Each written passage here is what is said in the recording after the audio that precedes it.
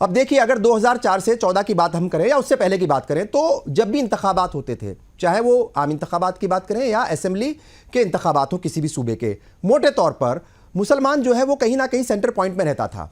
उस जमाने में जो है वो कांग्रेस या दूसरी सेकुलर पार्टियां वो ये कहती थी कि साहब अगर दूसरी पार्टी आ गई तो मतलब जो है एक तरीके से खौफ का माहौल क्रिएट किया जाता था। और 2012 की बात करें, जब यूपी के असेंबली इंतखाबात हो रही तो सलमान खुर्शीद ने रिजर्वेशन का भी मुद्दा उठाया, मुसलमानों के रिजर्वेशन का। उसके बाद से वो तमाम जो है 2014 के बाद से तमाम बातें होना बंद हो गई। अब मुसलमानों को अभी भी सामने रखा जाता है, मगर अब बीजेपी की तरफ से वो अलग तरीके से बात करती है।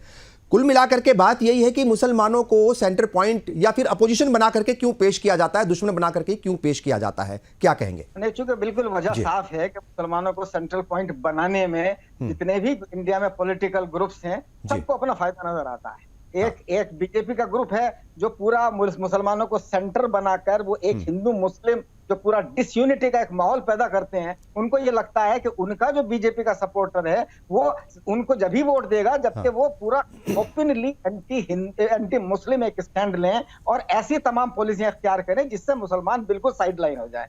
कहने को वो क्या वो सबका विकास और सबका साथ और सबका विश्वास की बात करते हैं, और उसकी हालत ये है कि जो जितने टिकट्स का डिस्ट्रीब्यूशन हुआ है उनमें शायद सिर्फ एक को मुसलमान को टिकट दिया गया बीजेपी की तरफ से। बीजेपी की पार्लियामेंट में कोई एमपी उनके नहीं है, जो थे भी एक दो लोग मिनिस्टर्स उनको भी हटा दिया गया। तो वो जो है वो दावा ये करते हैं कि सबका विकास, और वहां पर उनका सबका विकास, उनका सब में मुसलमान शामिल नहीं है, उनके सब में बाकी और लोग शामिल होते हैं। तो मैंने जब 2014 का इलेक्शन हो रहा था तो उस वक्त मैंने ये बात कही थी कि मोदी की गवर्नमेंट आएगी तो कॉर्पोरेट एंड कम्युनल एजेंडा के ऊपर अमल करेगी, और वही दोनों काम अब तक जारी हैं।